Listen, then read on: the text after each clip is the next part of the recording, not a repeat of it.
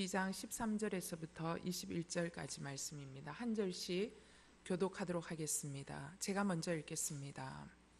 사람들 중에서 어떤 사람이 예수께 말했습니다. 선생님, 제 형제에게 유산을 저와 나누라고 말씀해 주십시오. 예수께서 대답하셨습니다. 이 사람아, 누가 나를 너희 재판관이나 분배인으로 세웠느냐? 그러고는 사람들에게 말했습니다. 너희는 조심해서 모든 탐욕을 삼가라. 사람의 생명이 그 재산의 넉넉함에 있는 것이 아니다. 그러고 나서 그들에게 한 비유를 말씀.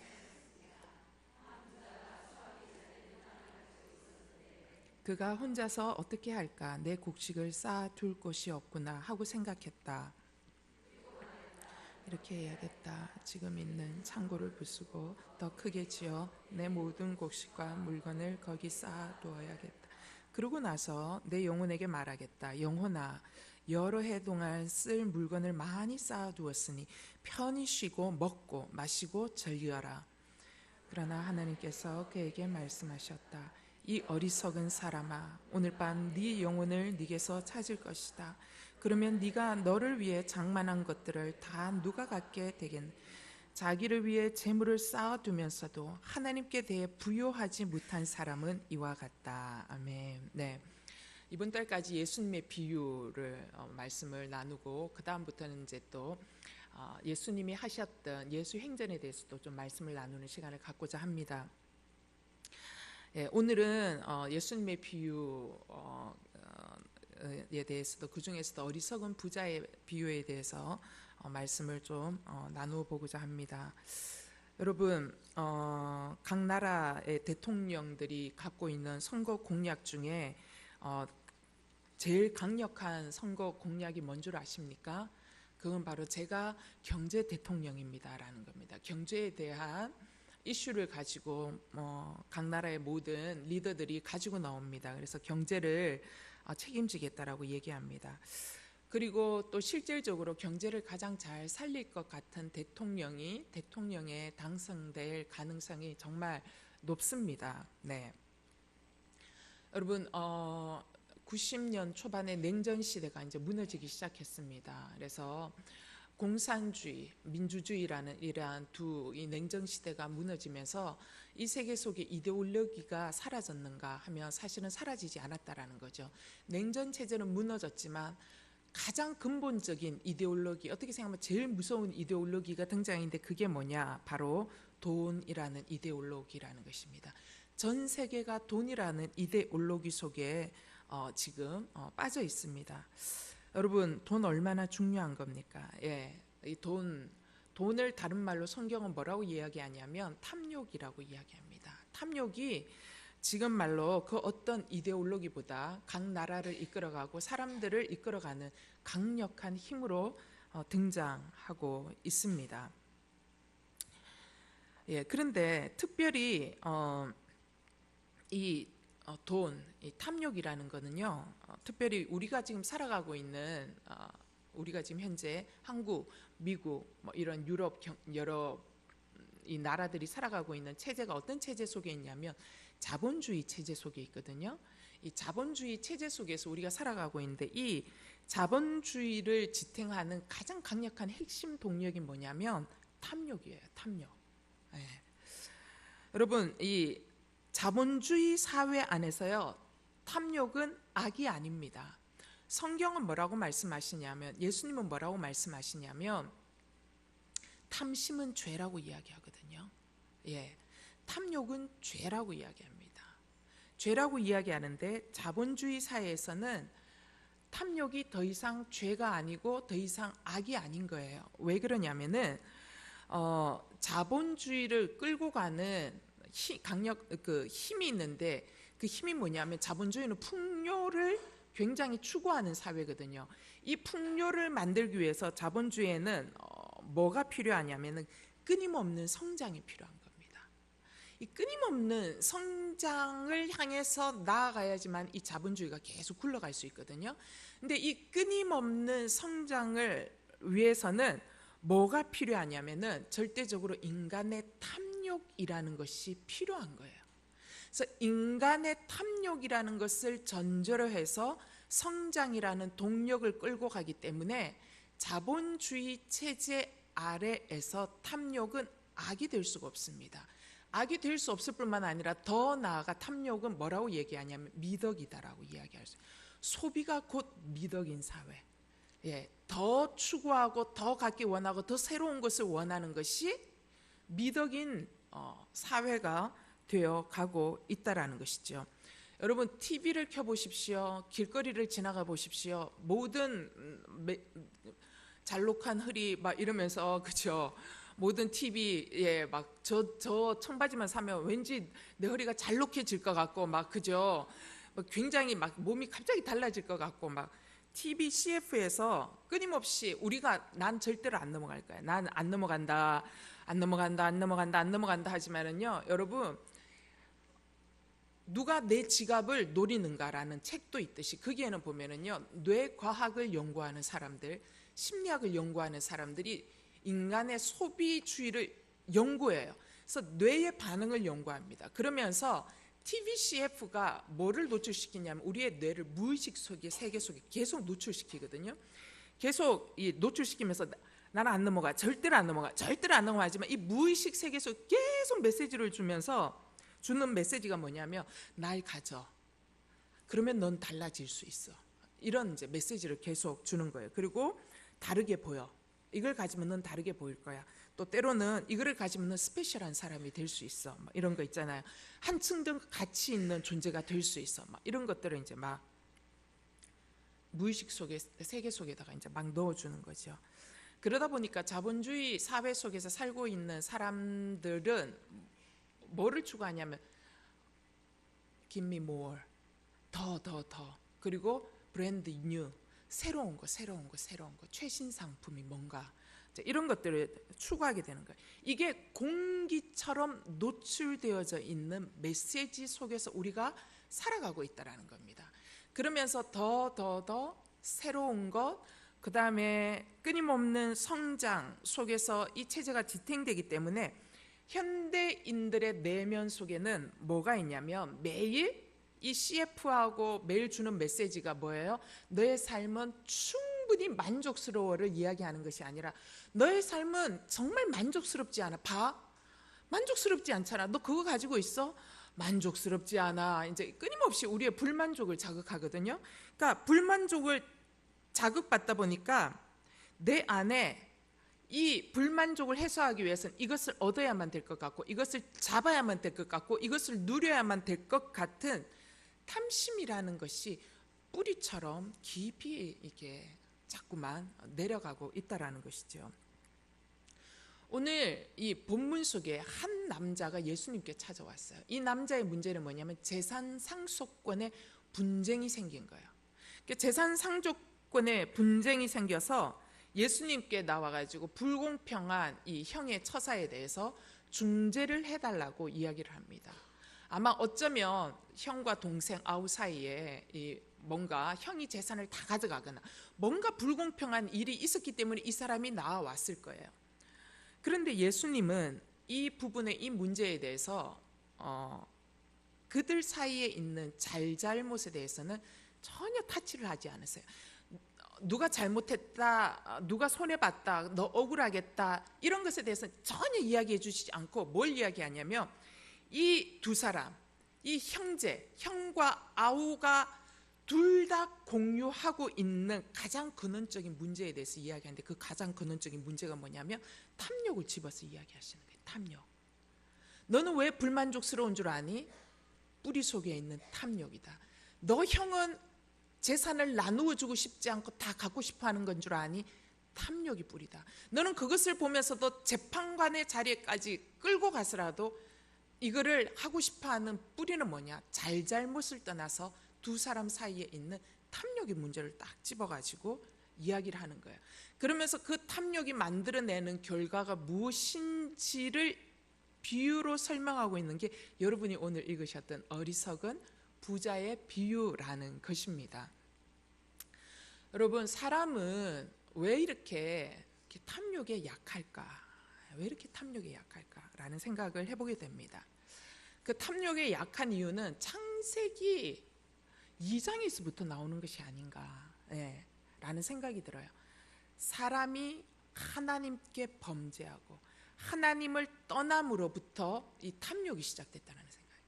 여러분, 하나님을 떠난 인간에게 나타나는 증상 두 가지가 있습니다. 첫 번째 증상, 두렵다라는 증상이에요. 두 번째 증상 뭐냐?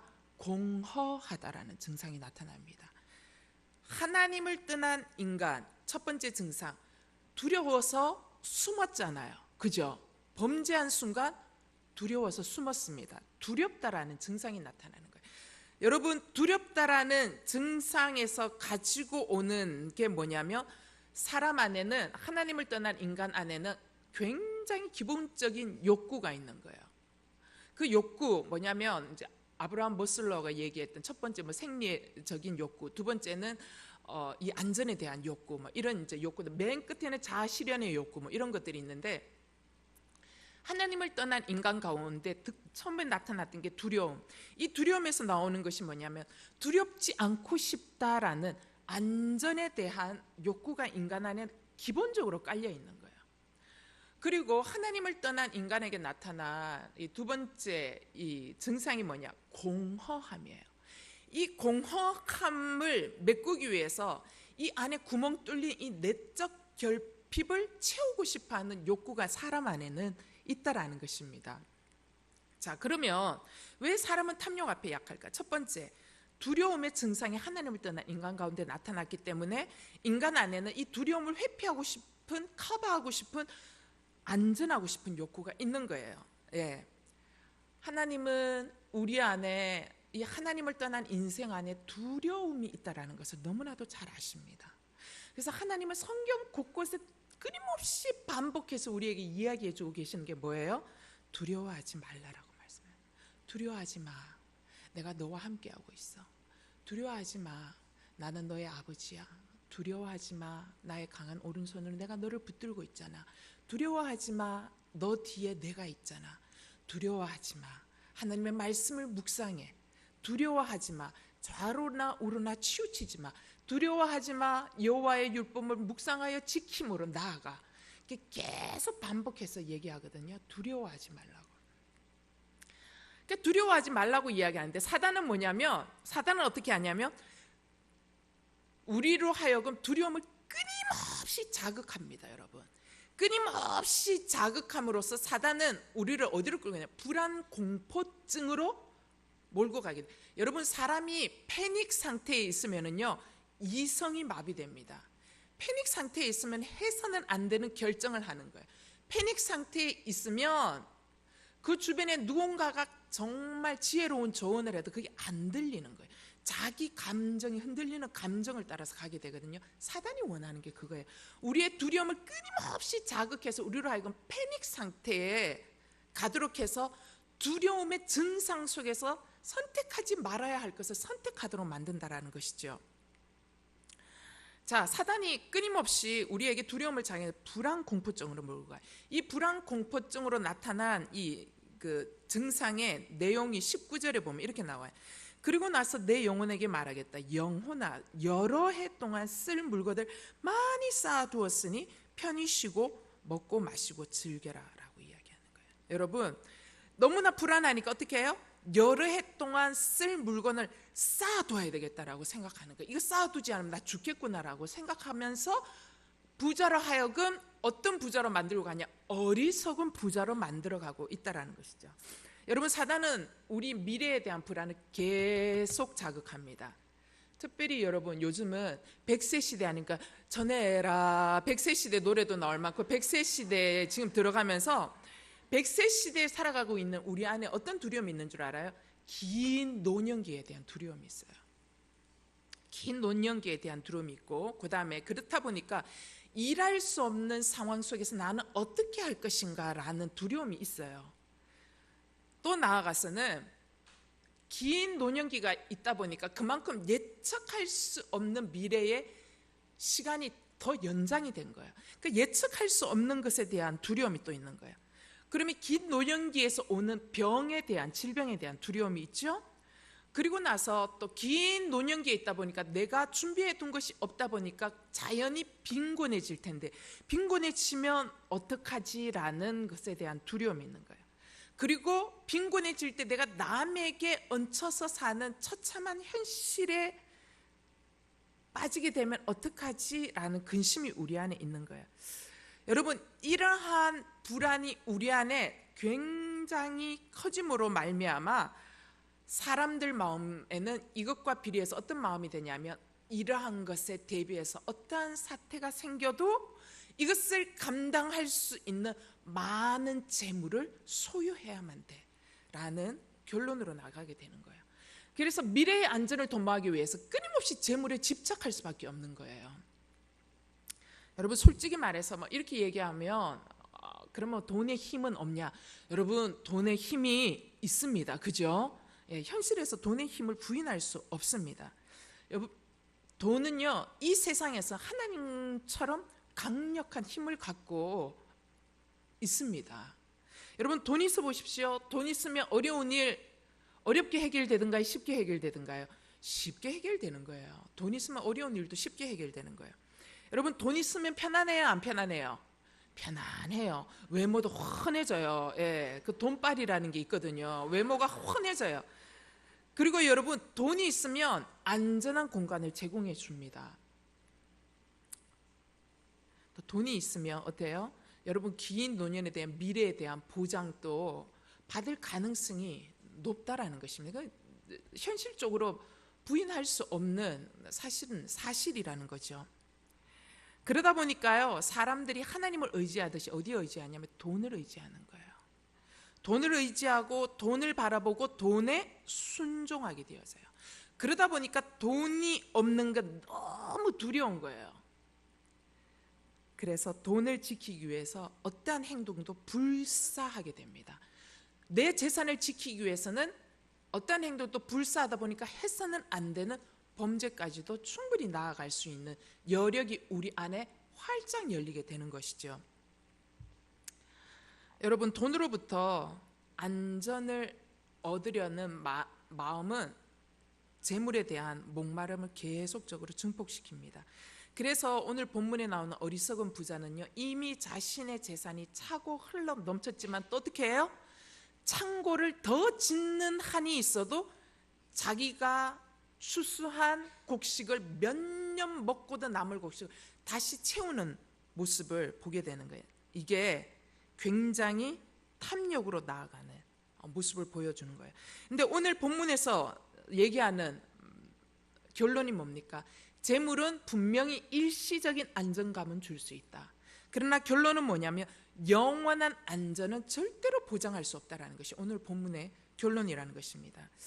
여러분, 예수님은 안전에 대한 인간의 욕구를 부인하지 않습니다. 여러분의 두려움을 부인하지 않으세요.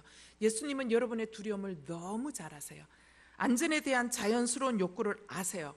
그러나 우리가 이 안전에 대한 욕구가 우리가 사단이 우리를 격동시킴으로 말미암아 안전에 대한 욕구가 두려움으로 변질되어지면서 물질을 집착하는 탐욕으로 나아가지 않으려면 예수님 뭐라고 말씀하시냐면 절대적으로 안전의 근원이 되시는 하나님을 바라보아야 된다는 것을 말씀하고 있어요. 그 말씀이 어디에 나오는 줄 알아요? 어리석은 비유에 이어서 말씀하고 있어요. 여러분 보세요. 12장에 이어서 나오는 말씀이 뭔가 보세요. 누가복음 12장 이어서 나오는 말씀이 12장 22절 보세요. 22절에서 24절 다 같이 한번 읽어봅시다. 시작.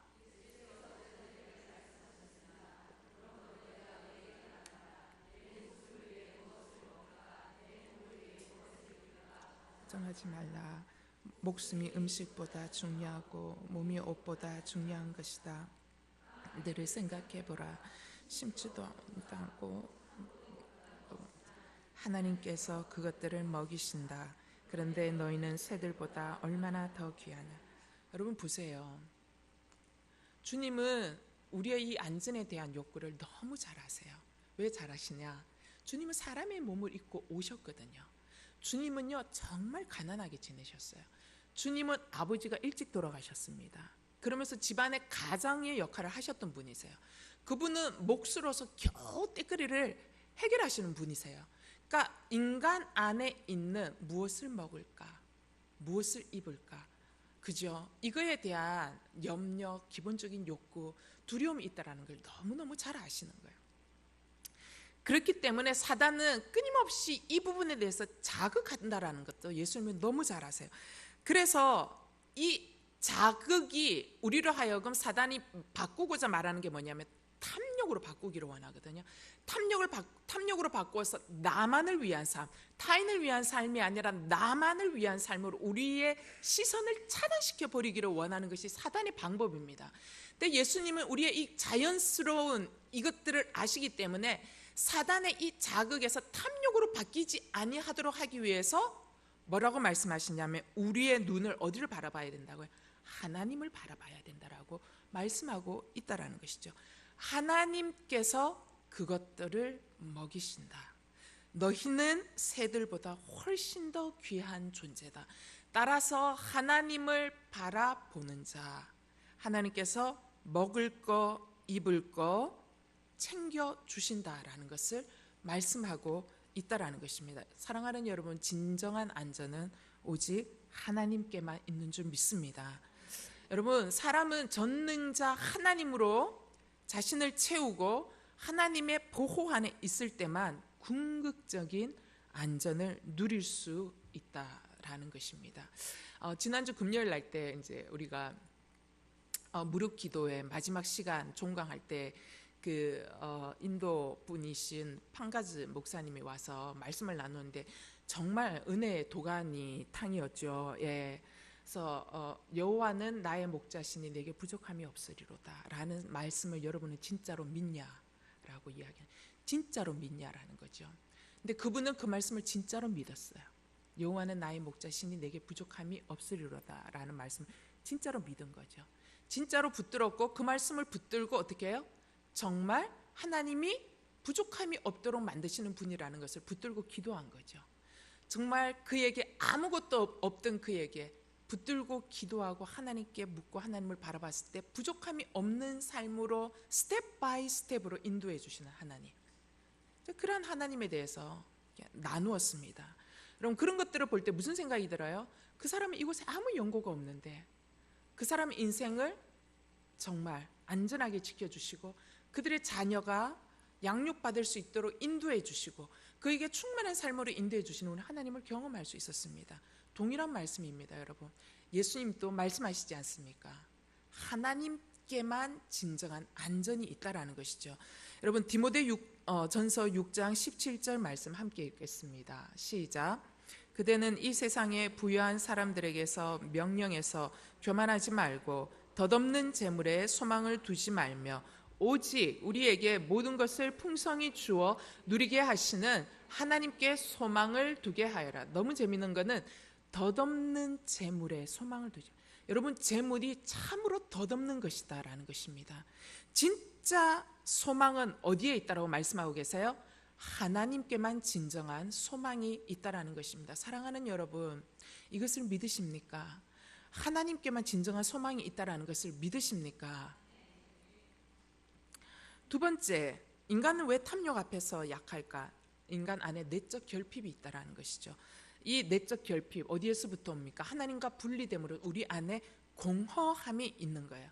여러분, 사람이 내적으로 결핍되어 있을 때 탐욕은 훨씬 더 강력하게 나타납니다. 여러분, 하나님 없는 인생이 붙들 수 있는 게 뭔 줄 알아요? 내 힘, 내 능력, 내 재산, 내 거밖에 없어요. 하나님 없는 인생은 내 힘밖에 믿을 게 없어요. 그렇기 때문에 하나님 없는 인생은 탐욕이 굉장히 강력한 힘입니다. 근데 문제는 뭐냐면 우리 인간의 문제는 뭐냐면 우리 안에 있는 영혼의 결핍과 그리고 우리 안에 있는 육체의 결핍을 혼동하는 경향이 있다라는 것입니다. 어리석은 부자가 그랬죠? 여러분, 어리석은 부자가 뭐라고 얘기했어요? 영혼아, 많이 쌓아두었으니까 어떻게 하세요? 편히 쉬고 편히 먹고 마시고 즐기자라고 이야기를 하는 거예요. 이 사람 뭐로 착각하고 있어요? 육체가 부요하면 영혼도 풍요해지겠구나라고 착각하고 있다는 것입니다. 여러분, 이게 하나님 없는 모든 인생이 갖고 있는 착각인 거예요. 내가 육체적으로 갖추고 있으면 영혼의 공허함까지 충만해지는 줄 착각하고 있는 거예요. 여러분, 어리석은 부자처럼 사람들은 인간 안에 있는 내적 결핍을 채우기 위해서 각종 좋은 것을 소유하고 각종 좋은 것을 소비하려고 합니다. 하지만 인간에 있는 내적 결핍은 어디서부터 온 것입니까, 여러분? 영적 결핍에서부터 오는 것입니다. 하나님이 없는 것에서부터 왔기 때문에 하나님의 형상으로 지원받은 우리는 하나님의 형상이 내 안에 채워져야지만이 내 안에 내적 결핍이 충만하게 채워지는 줄 믿습니다. 그래서 영성가 그레고리우스라는 사람인데 그 사람이 뭐라고 얘기하냐면, 인간 안에 탐욕이 왜 있느냐? 탐욕은 하나님을 떠나서 참된 내적 기쁨을 상실한 인간이 끊임없는 대체물을 찾는 반작용이 바로 탐욕이라는 것입니다. 내적 기쁨을 상실한 인간이 대체물을 찾는 반작용이 탐욕이라는 것이지요. 여러분 잘 아는 아우구스티누스, 성 어거스틴이 그래서 예수 만나고 난 뒤에 이런 고백하잖아요. 당신이 우리를 창조하셨기에 내가 당신 안에서 쉼을 얻기 전까지 나는 결코 진정한 쉼을 누릴 수 없었습니다 라고 고백했습니다. 여러분, 근본적인 인간의 내적 결핍을 해소할 수 있는 길은 유일한 것, 하나님께로 돌아오는 길밖에 없다라는 것입니다. 하나님께로 돌아와야지만이 물질이 주는 잠깐의 체험이 아닌 진정한 체험을 얻을 때만이 내 안에 내적 결핍이 사라지기 시작한다는 것이죠. 이사야 55장 2절 말씀 읽겠습니다. 이거는 제가 안 했군요. 이사야 55장 2절 말씀 제가 여러분에게 읽어드리겠습니다. 왜 너희는 음식이 아닌 것에 돈을 쓰고 배부르게 하지도 못할 것에 애를 쓰느냐? 들으라, 내 말을 잘 들으라. 그러면 너희가 좋은 것을 먹고 기름진 것으로 즐길 것이다. 여러분 어떻습니까? 여러분 마음의 허듯함을 정말 나를 배부르게 하지 못할 것에 정작 시간과 돈과 에너지를 낭비하고 계시지는 않는지요? 여러분, 예수 믿는 우리 안에도 성령으로 충만해지지 않으면요, 뭐가 오는 줄 알아요? 계속 허덕함이 있는 거예요. 허덕함이. 그래서 자꾸만 뭐예요? 뭔가가 사고 싶고, 자꾸만 장롱도 갈아치우고 싶고, 소파도 만족스럽지 않아. 소파도 갈아치우고 싶고, 자꾸만 있잖아요. 이 물질적인 뭔가를 바꾸고 물질적인 것을 계속 하고 싶은 거 있잖아요. 여러분, 그 사인은 뭐냐면 내 안에 성령으로 충만하게 채워져야 된다라는 사인이라는 것입니다. 여러분, 예수 안에 와서 기도하고 찬양하고 간구할 때 주님 내 안에 충만해지면은요, 내 안에 흐드러진 소파도요, 천 하나 걸치고 앉아도 너무 멋지고 너무 행복한 거 있잖아요. 그래서 여러분, 우리 안에 있는 이 허듯한 결핍을 채울 수 있는 것은 오직 하나님의 말씀, 하나님의 영으로만이 채워질 수 있다는 것이죠. 그러면 탐욕을 이길 수 있는 구체적인 방법은 뭐냐? 탐욕을 이길 수 있는 구체적인 방법은 첫 번째, 자족하는 마음입니다. 빌립보서 4장 11절에서 12절 말씀 읽겠습니다. 시작. 내가 궁핍함으로 이런 말을 하는 것이 아닙니다. 나는 어떤 처지에 있든지 자족하는 법을 배웠습니다. 나는 궁핍에 처할 줄도 알고 풍부에 처할 줄도 압니다. 나는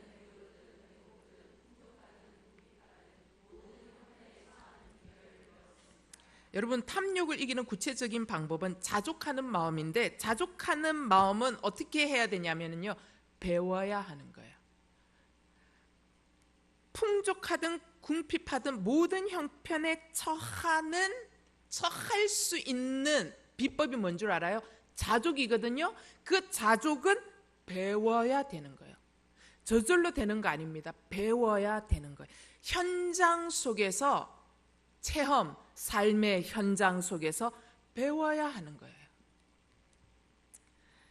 자족은 현재 주님께서 나에게 주신 나의 삶의 상황, 삶의 조건에 대해서 감사하고 만족한다라는 것이 자족이라고 이야기합니다. 근데 본문에서 자족은 배우는 거라 그랬습니다.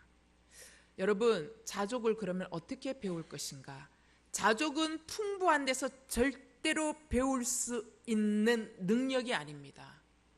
여러분, 자족은 어디에서 배우게 되냐면 자족은 반드시 고난을 통과하면서 배우게 되는 것이 자족입니다. 그러면 고난만 통과하면서 자족을 배우게 되냐? 천만의 말씀입니다. 여러분, 고난을 통과하되 누구와 통과하셔야 되는 줄 아세요? 하나님과 통과할 때만이 자족을 배울 수 있어요. 따라서 자족은 하나님과 함께 고난을 통과한 사람만이 배우게 되는 것이 자족이라는 것입니다. 여러분, 극심한 가난을 지나가 보신 적이 있습니까? 한 끼를 먹고 난 이후에 그 다음 끼가 없어서 하나님 앞에 간구하는 것들을 지나가 보신 적이 있습니까? 때로는 하나님이 우리 인생 가운데 그러한 길을 지나가도록 하시는 때가 있으세요. 여러분, 극심한 가난을 주님과 함께 지나가면서 그때 뭘 배우게 되는 줄 알아요? 한 끼 먹고 나면 그 다음 끼가 없잖아요. 그러면 뭘 배우게 되냐? 하나님, 아침을 주셔서 감사합니다. 근데 점심이 없습니다. 주님, 점심을 채워 주십시오라는 간구가 거기에서 나와요. 여러분, 내가 할 수 있는 것이 아무것도 없으면요, 기도가 저절로 되는 거 아세요? 여러분, 기도를 왜 안 하는 줄 아세요? 삶 안에서 안 하는 거예요. 정말 하나님이 우리를 고난을 통과하실 때요, 매 순간순간마다 해결해 주시는 하나님을 만나도록 하세요. 그러니까 때마다 해결해 주시는 하나님, 때마다 하나님 앞에 간구했을 때 먹을 것을 주시는 하나님, 그 다음에 때마다 필요한 것을 요청했을 때 채워주시는 하나님 있잖아요.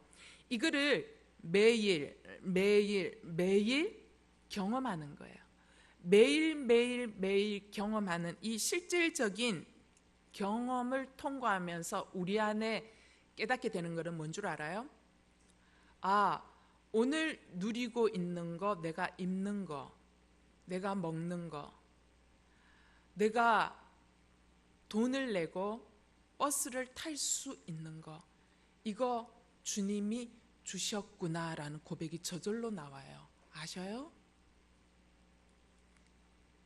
그래서요, 먹는 거, 입는 거, 교통비가요, 감사할 게 아무것도 없거든요. 여러분, 내 지갑 안에 돈이 있을 때는 쩍쩍 뽑아서 쓸 때는요, 감사가 없어요. 그런데 빈 곳에서 하나님이 채우시는 것들을 통해서 하나를 꺼내었을 때 얼마나 놀라운 감사가 있는지, 그게요, 삶을 만끽하면서 사는 비법이에요. 정말 만끽하면서. 그 희열이라는 것이 있어요. 하나님이 채워주시는 것을 누리는 희열이 있거든요. 그것을 만끽하면서 살게 될 때 비로소 감사를 배우게 돼요. 감사를. 여러분, 떡볶이 먹을 때 감사를 경험해 보셨습니까? 순대 먹을 때 감사를 경험해 보셨습니까? 저는 떡볶이와 순대 먹을 때 감사를 경험하는 거를요, 제가 지금 많이 잊어버렸어요. 그런데 정말 가난한 시절을 지나가고 난 이후에 정말 그 다음 끼니가 없어서 기도하고 끼니를 해결하고, 또 그 다음 끼니가 없어서 기도하고 끼니를 해결하고, 책이 없어서 기도하고 책을 사서 보고, 교통비가 없어서 기도하고 주님이 채워주시는 교통비를 통해서 페이해서 살아가는 것들을 경험하고 난 이후에 하나님이 내 지갑 안에 꺼내서 쓸 수 있는 형편을 주신 적, 여러분, 그 고난이 지나고 나면 내 지갑 안에서 꺼내어 쓸 수 있는 것들을 하나님 허락해 주시거든요. 근데 딱 꺼내어서 한 손엔 떡볶이 들고, 한 손에 떡볶이 들고, 한 손에 순대를 들고 이렇게 계단을 올라갈 때 있잖아요. 계단을 이렇게 척척척 올라가는데, 여러분, 제 마음 가운데 무슨 생각이 드냐면, 하나님 고맙습니다. 내 지갑에서 돈을 꺼내서 떡볶이와 순대를 살 수 있게 하신 하나님 너무 감사합니다라는 게 뼈저리게 느껴지는 거 있잖아요. 너무 감사한 거 있잖아요. 여러분, 그 감사가 느껴지는 그 순간이 있는 거예요. 여러분, 떡볶이에도 감사할 수 있고 이 작은 순대에도 감사할 수 있는 건요, 고난을 통과할 때만이 이 사소한 것에서 기쁨을 느끼고 만족을 누리는 감사가 나올 수 있다는 것입니다. 따라서 여러분, 자족하는 마음은 내가 가진 소유의 양에서 나오는 게 아닙니다. 자족하는 마음은 어디에서 나오느냐? 소유의 양이 아니라 만족의 정도에서부터 나오는 게 자족하는 마음이라는 것입니다. 따라서 진정한 부자는 누구냐? 만족할 줄 아는 사람이 진짜 부자라는 것이죠. 그럼 정말 가난한 사람은 누구냐? 만족할 줄 모르는 사람이 진짜 가난한 사람이라는 것입니다. 17절에 이 부자가 뭐라고 이야기하고 있냐면 이렇게 얘기해요. 그가 혼자서 어떻게 할까? 내 곡식을 쌓아둘 곳이 없구나 하고 생각했다.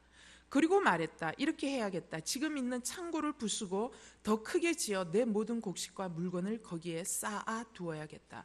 여러분 보세요. 내 곡식을 쌓아둘 곳이 없구나.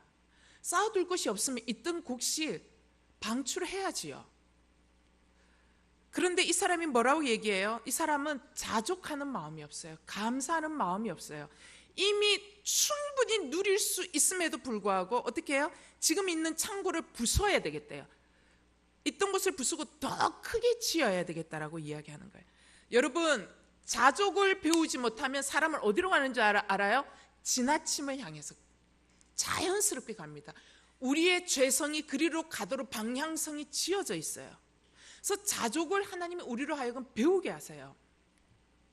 자족을 배우지 못하면 지나침을 향해서 갈 수밖에 없고, 더군다나 자신이 지나친 탐욕을 향해서 가고 있음에도 불구하고 가고 있는 것조차 몰라요. 그게 굉장히 슬픈 현실이라는 것입니다. 그래서 사랑하는 여러분, 하나님이 여러분을 사랑하시기 때문에 하나님의 사람은 반드시 고난을 통과하시게 하십니다. 사랑하는 여러분, 고난이 올 때 기뻐하십시오. 사랑하는 여러분, 하나님의 사람이 되려면 반드시 고난을 통과하셔야 됩니다. 고난을 밀쳐내시지 마십시오. 고난을 껴안으십시오. 고난을 환영하십시오.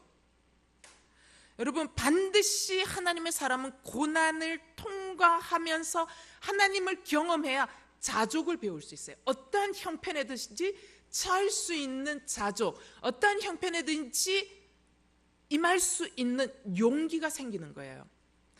여러분, 다윗과 솔로몬의 차이가 뭔 줄 아세요? 다윗은 왜 흥할 수 있었고 솔로몬은 왜 결국은 망할 수밖에 없었느냐? 다윗은요, 극심한 고난을 통과한 사람이에요. 다윗은 극심한 고난을 통과해서 자기가 풍부에 처했을 때 잠깐 실수한 적은 있었지만 그는 금방 돌아올 수 있었어요. 왜? 극심한 고난을 통과하면서 자기는 아무것도 아니었는데, 자기는 그 어떤 것도 할 수 없었던 자였는데, 자기는 그 어떠한 것도 해결할 수 없었던 자였는데, 하나님이 순간마다 사람을 보내주시고 하나님이 위기 가운데 통과하게 하시고, 그 다음에 생명의 목숨 가운데서 하나님이 그것을 통과하게 하시는 것들을 뼈저리게 경험했어요. 그렇기 때문에 다윗이 뭐라고 얘기해요? 나 같은 사람이 뭐라고 주님이 저를 기억하십니까? 라고 고백하지 않습니까? 여러분, 이게 다윗으로 하여금 어떠한 상황 가운데서도 자족함으로 겸손할 수 있도록 만들었던 비법이었다라는 것이죠. 그러나 솔로몬은 어떻게 됐습니까, 여러분? 솔로몬은 이미 풍부한 가운데서 태어나서 풍성함을 누렸어요. 풍성함을 누렸기 때문에 이 사람은 어떻게 돼요? 그 풍성함 가운데서도 감사가 없었습니다. 그 풍성함을 누리면서도 그 풍성함 가운데 감사가 없었기 때문에 마지막에 어떻게 돼요? 지나침으로 가는 거예요. 타락으로 갈 수밖에 없고 마지막에 실패할 수밖에 없었다라는 것입니다. 따라서 여러분, 하나님의 사람은 반드시 고난을 통과하면서 자족을 배워야 된다는 것입니다. 여러분, 하나님이 여러분의 자녀의 인생을 사랑하셔서 고난 속으로 이끄실 때에요, 여러분이 지나치게 도와주려고 하시지 마십시오. 다만 기도하십시오.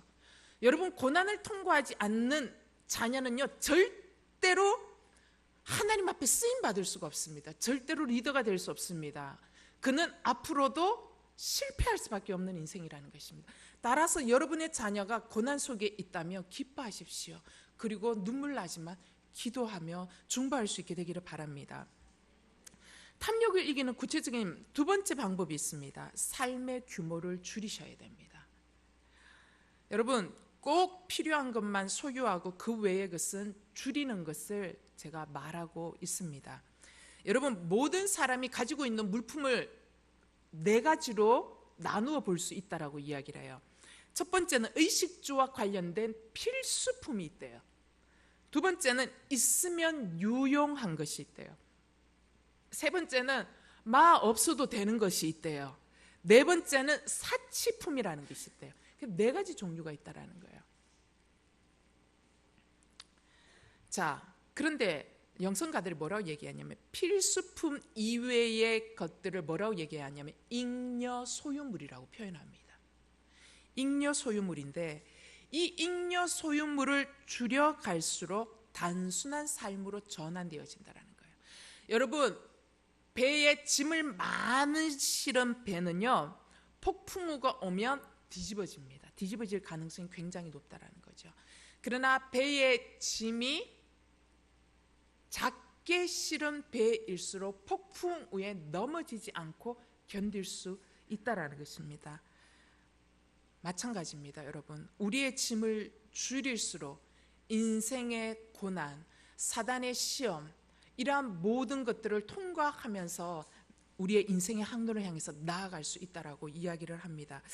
여러분, 유명한 영성가이자 리처드 포스트라는 사람이 이 심플 라이프에 대해서 굉장히 쉽게 우리에게 제시하고 있는데 뭐냐면 단순한 삶으로서 전환하는 방식은 한마디로 이런 거라고 이야기해요. 우리가 어떤 물건을 사기 전에 먼저 이렇게 묻는다는 거예요.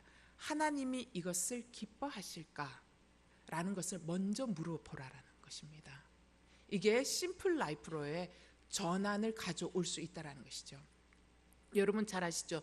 우리 김하중 장로님, 네, 하나님의 대사 쓰신 김하중 장로님. 여러분, 김하중 장로님 지금은 차가 어떠신지 모르겠지만 제가 봤던 김하중 장로님은 2년 전만 해도 차가 굉장히 오래된 차였어요. 굉장히 오래된 차였는데 연식이 너무너무 오래된 거예요. 그래서 제가 예전에 장로님께 그렇게 물어요. 장로님, 차가 굉장히 연식이 오래된 것 같은데 이게 오히려 기름 많이 먹을 것 같은데 왜 요즘 나오는 거는 연비도 좋은데 왜 이 차량을 안 바꾸시냐고 제가 물어봤어요. 근데 장로님이 이렇게 대답했어요. 차를 좀 바꾸고 싶어서 하나님께 물어봤대요. 하나님, 제가 차를 좀 바꿔도 되겠으면 하나님 응답이 없으시다라는 거예요. 그래서 응답이 없기 때문에 이 차를 그냥 계속 그냥 그 차를 몰고 있다라고 이야기를 하시는 거예요. 저는 이게 굉장히 중요하다고 생각해요. 자, 삶의 규모를 줄이는 것이 탐욕을 이기는 구체적인 방법이에요. 세 번째 탐욕을 이기는 구체적인 방법이 뭐냐면 나눔이라는 적극적인 행위가 탐욕을 이기는데 굉장히 탁월한 방법이라는 것입니다. 왜 나눔이 탐욕을 이기는데 제일 탁월한 방법일까? 여러분, 나눔이라는 행위 자체가요, 이 나눔을 할 때 우리 안에 어떤 고백이 있냐면요, 내가 소유자가 아니라 뭐예요? 내가 청지기라는 것을 계속해서 확인시켜주는 행위가 나눔이라는 행위라는 거죠. 그래서 계속 나눔을 통해서 우리는 뭘 인식하게 돼요? 이게 내 소유가 아니라 흘려보내야 하는 거구나 라는 것을 깨닫게 된다는 것이죠. 여기 20절 말씀에, 오늘 읽었던 본문 20절 말씀 이렇게 얘기합니다. 하나님께서, 그러나 하나님께서 그에게 말씀하셨다. 이 어리석은 사람아, 오늘 밤 네 영혼을 네게서 찾을 것이다. 그러면 네가 너를 위해 장만한 것들을 다 누가 갖게 되겠느냐.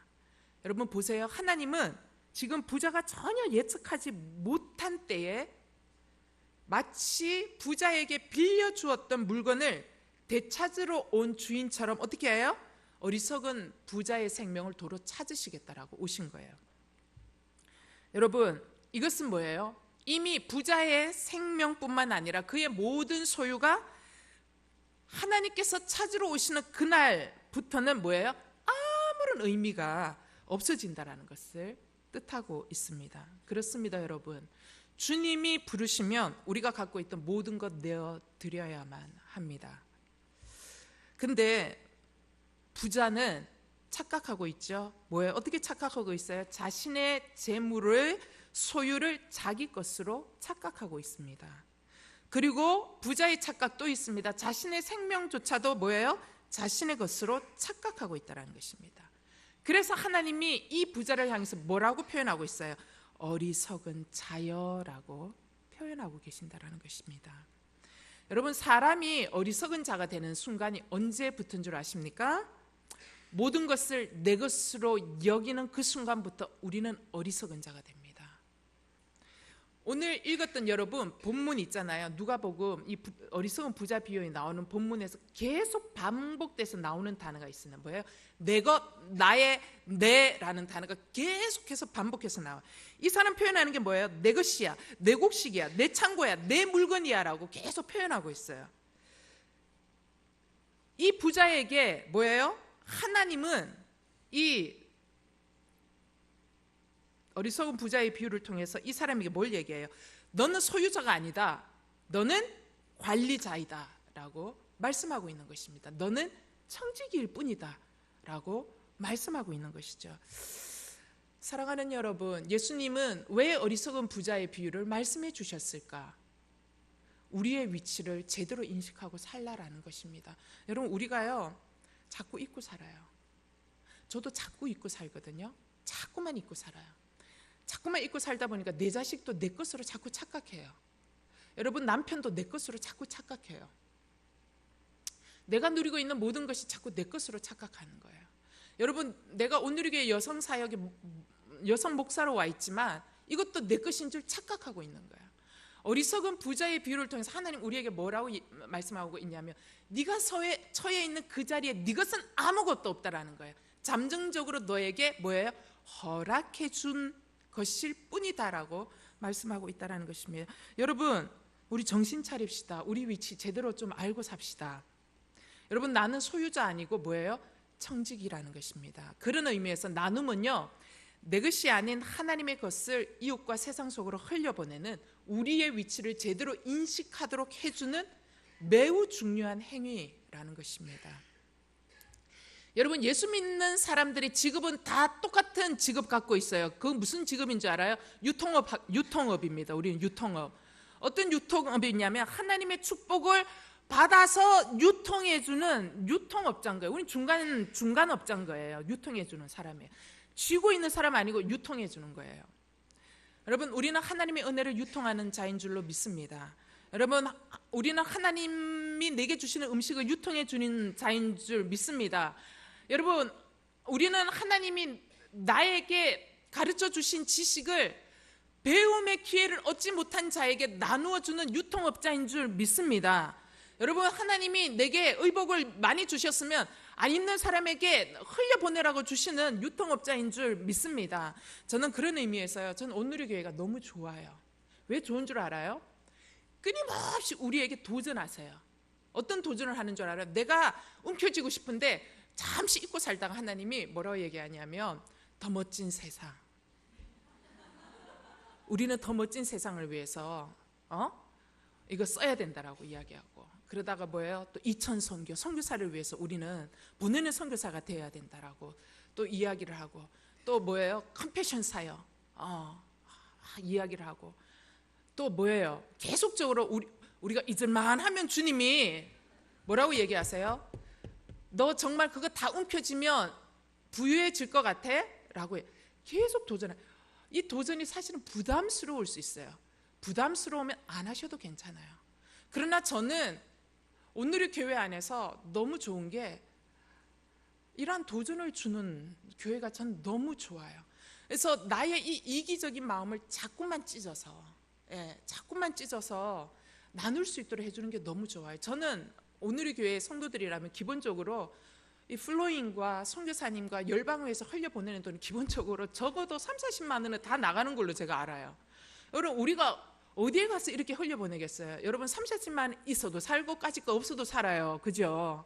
그러니까 이러한 도전을 해주시는 거, 그래서 그러한 도전 가운데 우리로 가슴 뛰게 해주는 교회에 있다라는 게 나로 하여금 뭐예요? 너는 소유주가 아니라 뭐예요? 청직이라는 것을 끊임없이 말씀해주고 있다는 것입니다. 사랑하는 여러분, 나눔은 손해보는 것처럼 보이지만 실상은 쌓는 행위다라고 주님은 말씀하고 있어요. 잠언 19장 17절 말씀 보겠습니다. 읽겠습니다. 시작. 가난한 사람을 불쌍히 여기는 사람은 여호와께 빌려드리는 것이니 그가 한 일에 대해 그분이 갚아주실 것이다. 잠언 11장 24절 시작. 거저 주는 사람은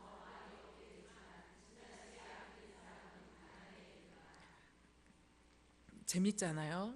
여러분, 손에 움켜쥐면 쌓이잖아요. 안 쓰면 쌓일 것 같잖아요. 그죠?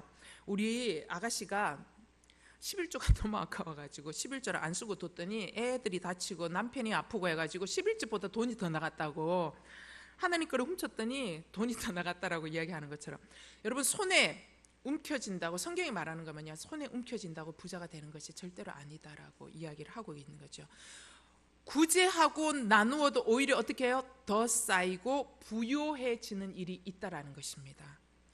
이게 탐욕을 이기는 역설적인 진리라는 것입니다. 어리석은 부자의 비유는 결론적으로 뭘 말하고 있습니까? 재물의 축적이 미래의 행복을 보장할 것이라고 믿는 사람들의 생각이 얼마나 헛된 환상인지를 보여주고 계신다라는 것입니다. 예수님 말씀하십니다. 하늘에 투자하라고, 하나님께 투자하라고 말씀하고 있습니다.